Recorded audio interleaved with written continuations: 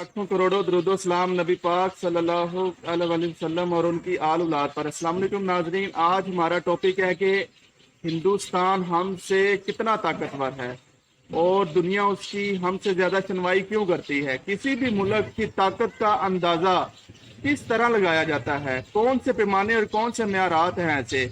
तो दोस्तों, किसी भी मुल्क की ताकत का अंदाजा उसके दोस्तों और दुश्मनों से लगाया जाता है। अगर पाकिस्तान और इंडिया का अगर हम मुआवजा करें तो आलमी सतह पर इंडिया के ज्यादा दोस्त हैं, बलखसूस जो सुपर पावर है, बलखसूस जो दुनिया पर रूल कर रहे हैं। फॉर एग्जाम्पल अमेरिका जो पूरी दुनिया पर रूल कर रहा है, वो उसका सबसे बड़ा दोस्त है। वो क्यों दोस्त है? वो जनूबी एशिया में चाइना का सिक्का नहीं जमने देना चाहता और इस के लिए चाइना को काउंटर करने के लिए वो इंडिया को ताकतवर कर रहा है। और आज से भी कर रहा है, जब से इंडिया और पाकिस्तान बने हैं उसका झुकाव अमेरिका का इंडिया की तरफ ही है, क्योंकि उनको पता है कि चाइना दिन ब दिन कारोबारी एक मुल्क है, वो तरक्की कर रहा है और इसको राह रोकने के लिए, इसको काउंटर करने के लिए, इसकी फौजी ताकत और मुआशी ताकत को रोकने के लिए हमको इस खित्ते में इंडिया को आगे करना पड़ेगा। पहली बात ये होगी। दूसरा, इसराइल अपने इंडिया के बारे कहता है कि हिंदू जो है वो इसराइल यहूदियों का एक 12वां गुमशुदा कबीला है, यानी कि वो मजहबी तौर पर, खूनी तौर पर वो आपस में एक दूसरे से नजरियाती तौर पर जुड़े हुए हैं। तो यानी कि इसराइल और अमेरिका की इंडिया की हमायत के पीछे ये दो रीजन ये भी हैं, बेसिक रीजन यही है। तीसरे आ जाते हैं कि ये किस वजह से पाकिस्तान से ज्यादा ताकतवर है। अगर दहशत गर्दी के वाकयात पाकिस्तान में होते हैं, आपने देखा है कि 9/11 के बाद बहुत सारी टेररिज्म पाकिस्तान आई है। कहा यह जाता है, मुख्तलिफ जरीदे, मुख्तलिफ सहाफ़ी ये भी कहते हैं कि इंडिया के 1 लाख जो करिंदे हैं वो पाकिस्तान में मौजूद हैं इस वक्त। स्लीपर सेल पीछे DGISPR ने बयान दिया था कि वो एक्टिव हो सकते हैं। इसका मतलब है हमारी फौज ने, हमारे अदारों ने इतनी कुर्बानियां देने के बावजूद, हमारी फोर्सेस ने ऑपरेशन करने के बावजूद अभी 100% टेररिज्म या दहशत गर्दी और दहशतगर्द खत्म नहीं हुए, यानी कि अभी वो मौजूद हैं पहाड़ों में। यानी कि इतना इंडिया हमारे मुल्क में इंसर्जेंसी करके इतना इसने अपनी जड़ें मजबूत कर ली हुई हैं। तो ये सफारती सतह पर जो इंडिया है वो बड़ा स्ट्रॉन्ग मुल्क है। आलमी सतह पर इसकी सफारती जो लॉबिंग है, इसके सफारतकार है वो बड़ी स्ट्रॉन्ग है, हम पाकिस्तान से ज्यादा है।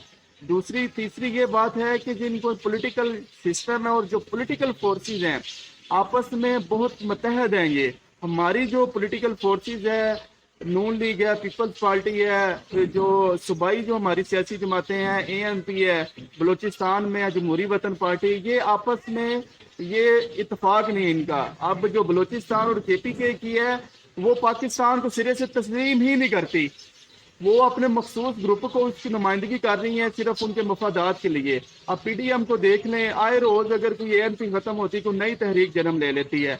हम सियासी तौर पर हमारे मुल्क में हम आंगी नहीं है, जिसका दुश्मन और जो सफारती सतह पर आलमी बरादरी उसका फायदा उठाती है। किसी भी मुल्क की ताकत का अंदाजा उसकी पॉलिटिकल जो स्टेबिलिटी होती है, यानी कि जो उनमें सियासी इस्तेहकाम होता है, वो उससे लगाया जाता है। एक तो हम सियासी तौर पर कमजोर हैं, हमारी जो सियासी जमातों में इतफाक नहीं है, इसलिए हम कहते हैं कि ये जितने भी एंटी पाकिस्तान पॉलिटिकली जो पॉलिटिकली हमारी पार्टीज हैं उन पर पाबंदी की लगाई जाए या उनका कोई सियासी हल तलाश किया जाए, ताकि कौमी सलामती और सफारती सतह पर कोई भी इशू हो तो वो एक बयान दें, वो मुतहद हों। और ये बात है कि इंडिया की आबादी पाकिस्तान से कहीं ज्यादा है। जो पाकिस्तान की जो 22 करोड़ आबादी है, इंडिया की 1 अरब और 25 करोड़ से ज्यादा आबादी है। यानी कि चाइना हो या अमेरिका हो, अपनी तजारत के लिए इंडिया की तरफ ज्यादा झुकाव रखता है। या कोई भी आलमी बरादरी हो, यूरोपियन स्टेट हो या अमेरिकन स्टेट हो, तो वो ज्यादातर उसकी तजारत और अपना पैसा कमाने के लिए वो इंडिया को ज्यादा बड़ी मंडी समझता है चाइना के बाद। तो अमेरिका बहुत ज्यादा इंपोर्ट एक्सपोर्ट इंडिया के साथ करता है, यूरोपियन स्टेट करती है, इसराइल करता है। तो ये भी इनका एक तजारती तौर पर भी इनके फायदे हैं। यानी कि अगर अभी तक 20 साल गुजरने के बाद 9/11 के भी शोहोटोन में हाफिज सईद के बाहर धमाका होता है, या दासू डैम पर चीनी और हमारे पाकिस्तानी इंजीनियर सरेआम इंडिया कहता है कि हमने मारे हैं TTP को इस्तेमाल करके, تو پاکستانی گورنمنٹ اور پاکستانی ادارے اس کا جواب دینے کے لیے انڈیا میں کیوں نہیں دھماکے کرتے؟ ہم دونوں ایک ساتھ ہی ہے نا، ایک دوسرے کے مقابل چل رہے ہیں، انڈیا اور پاکستان کٹھے آزاد ہوئے ہیں، تو یہ پاکستان ان کو جواب کیوں نہیں دیتا؟ آپ سمجھ رہے ہیں کہ 9/11 20 سال ہو گئے ہیں، 20 سالوں میں پاکستان میں 70,000 شہری شہید ہوئے ہیں اور فورسز کے کئی افیسر اور جوان شہید ہوئے ہیں۔ اس کے مقابل 20 سالوں میں پاکستان نے کتنے اٹیک جو انڈیا میں جواب دینے کے لیے کیے ہیں؟ مجھے ہسٹری بتا دیں۔ ایک اٹیک ہوا تھا، وہ ممبئی اٹیک، تو اس میں کتنا یہ انہوں نے پروپیگنڈا کیا تھا، جیسے ایک بھوکا بیٹھا ہوتا ہے وہ انتظار میں، موقع کے انتظار میں۔ تو یہ ممبئی اٹیک میں انہوں نے بہت زیادہ پروپیگنڈا کیا، جس پر عالمی برادری کا، امریکہ کا ہم پہ اتنا پریشر ہوا کہ آئی ایس آئی چیف تھا جنرل شجاع پاشا زرداری نے کہا تم انڈیا جاؤ، تم ہندوستان جا کر ان کو سیٹسفائی کر کے آؤ۔ اور صرف یہی نہیں، بیرونی آقاؤں کو خوش کرنے کے لیے زرداری گورنمنٹ نے آئی ایس آئی کو انٹیریئر منسٹری کے انڈر کرنے کی کوشش کی، اس کو ترمیم کرنے کی، آئین میں ترمیم کرنے کی ایک پوری منصوبہ سازی سے سازش پکڑی گئی تھی۔ آپ اندازہ کر سکتے ہیں صرف ایک اٹیک کا پاکستان کو کتنا مہنگا پڑا، اور آج آپ کہتے ہیں کہ پاکستان انڈیا کے مقابلے میں فوجی طاقت زیادہ رکھتا ہے، وہ کبھی ہمیں ہرا نہیں سکتا۔ یار فوجی ایک الگ چیز ہے، جنگ ایک الگ چیز ہے۔ امن کے دنوں میں آپ انڈیا سے کتنے طاقتور ہیں اس کا اندازہ لگائیں۔ کیا ہمارے کسی پولیٹیکل لیڈر نے آ کر گورنمنٹ کے بندے نے پوچھا ہے، آج تک عوام کو بتایا ہے کہ انڈیا اگر ہمارے ملک میں اٹیک کرتا ہے تو پاکستان کیوں نہیں اٹیک کرتا؟ اگر داسو ڈیم میں ہمیں اتنا نقصان ہوا ہے کہ چائنا نے سی پیک رول بیک کر دی ہے، جنرل عاصم سلیم باجوہ کو استعفیٰ دینا پڑا ہے، ہمارے وزیر خارجہ کو ادھر جانا پڑا، ہمارے ڈی جی آئی ایس کو ادھر جا کے ان کو سیٹسفائی کرنا پڑا ہے، یا بندہ خود سیٹسفائی ہوتا ہے یا ان کو سیٹسفائی کر کے آتا ہے۔ تو میں یہ بتانا چاہتا ہوں کہ ہمیں اتنا نقصان ہوا ہے، چلے داسو ڈیم کا بدلہ لینے کے لیے کیا پاکستان نے کیوں اٹیک نہیں کر سکا ادھر انڈیا میں؟ کیونکہ وہ ہم سے زیادہ پاورفل ہیں، کیونکہ سفارتی سطح پر، سیاسی سطح پر، معاشی سطح پر، سماجی سطح پر اور گورنمنٹ لیول پر وہ ہم سے زیادہ طاقتور ہے، وہ ان کی سنوائی زیادہ ہوتی ہے۔ اور یہ کہنا بے جا نہیں ہوگا کہ وہ قومی سلامتی کمیٹی کے جو 5 رکن ہیں، وہ 6واں غیر اعلانیہ رکن ہے بھارت، کیونکہ اسے اسرائیل کی اور امریکہ کی اور برطانیہ کی اسے کیا حاصل ہے؟ اس کے آشیرواد حاصل ہے کہ پاکستان کو سفارتی، سیاسی، معاشی سطح پر سٹرونگ کرنے کے لیے ان کو اقدامات گورنمنٹ کو کرنے ہوں گے۔ ایک کمیٹی بنائی جائے ایکسپرٹ کی، وہ ایک پالیسی بنائیں کہ ہم انڈیا سے کیسے سفارتی سطح پر طاقتور ہو سکتے ہیں۔ آپ کو پتہ ہے کہ وہ ان کی لوبنگ جو ہے سفارتی سطح پر، سوشل میڈیا پر اتنے طاقتور ہیں۔ یہ ہمارا جو وزیر خارجہ ہے، ہمارا جو فارن افیئرز کا آفس ہے، وہ اتنے اہل نہیں ہے، جب تک ان کو کوئی اسٹیبلشمنٹ کی طرف سے گائیڈ لائن نہیں آ جائے وہ پالیسی مرتب نہیں کر پاتے۔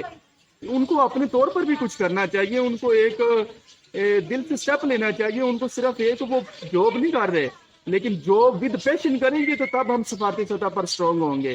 دوسرا یہ ہمارے اپنی معیشت کو سٹرونگ کرنے کے لیے انڈسٹریلائزیشن کرنی ہوگی۔ جب دوسرے ملک ہم پہ ڈیپینڈ کریں گے، جب ہم امریکہ کے آگے بھیک نہیں مانگیں گے، ان کو ہم فوجی امداد نہیں لیں گے یا ہم اس سے سماجی امداد نہیں لیں گے، تو ہم ان پر کسی طور پر ان کے کانے نہیں ہوں گے۔ ہم کھلم کھلا اور صحیح بات کر سکتے ہیں سامنے کھڑے ہو کر۔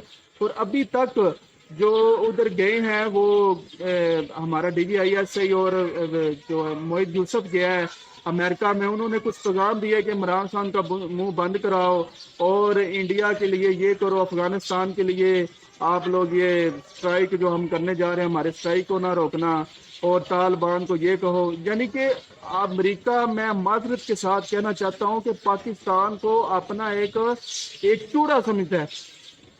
میں بڑی معذرت کے ساتھ، مجھے بڑا ہی دکھ ہوا ہے جب میں نے وہ ایک کالم پڑھا ہے، ایڈیٹوریل پڑھا ہے، کہ جب D G I S I اور موہد یوسف جو ہے مشیر قومی سلامتی ادھر گئے ہیں اور امریکہ نے یہ باتیں کی ہیں، جیسے وہ ہم پاکستان کو پالا ہی امریکہ نے ہے، جیسے ہم ان کی کھا رہے ہیں، ٹوٹلی ان کا کھا رہے ہیں۔ ہمارے ملک میں تو کوئی فصل نہیں اگتی، کوئی لوگ کام نہیں کرتے، پوری 22 کروڑ عوام ویلی بیٹھی رہتی ہے، اور امریکہ کی امداد آتی ہے تو وہ ہم کھاتے ہیں تو ہمارا پیٹ بھرتا ہے، تو اس لیے امریکہ ہم پہ اتنا روب ڈال رہا ہے۔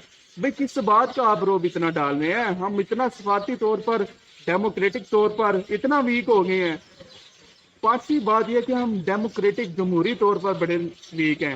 ہماری جمہوریت، ہماری ڈیموکریٹک فورسز سیاسی پارٹیوں میں جمہوریت ہے ہی نہیں.